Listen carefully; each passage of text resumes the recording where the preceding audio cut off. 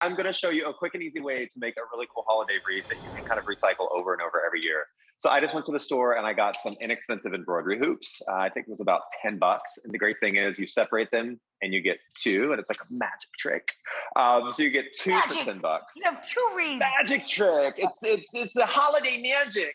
And then what I do is, depending on where you live, you might need to go for the store for this, or you might just be able to go out in your yard. But I like to take some pine needles, some pine tree sprigs, and I just go out in the yard and I snip, and I snip, and I put them all together like this. So you want to kind of start making a little half circle with them. And for me, I find that about 4 sprigs of the pine needles is about perfect. And then you get some of this craft wire.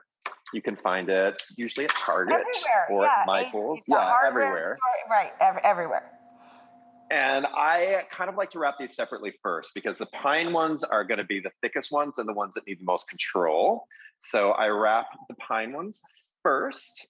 And then you have some like the cedar here that you can put in. Just happy little trees, you know, like Bob Ross would say.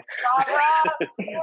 Little happy trees, little happy eucalyptus sprigs that smell so good. It smells so great. We have a huge, actually about 5 huge eucalyptus trees in the backyard here. And it's my favorite thing when it gets hot outside and humid. You can just smell the eucalyptus outside. Fabulous.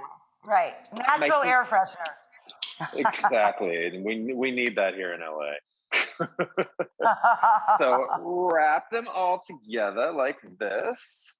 Again, very simple. If you can wrap, you can do this. And I'm not talking about the music. I'm just talking about wire. And then what I like to do is, on the large one, you know, it has that little clasp that you can see. Right. I like hiding that. So put all your little twigs down there at the bottom. Right, anchor it to where the clasp is.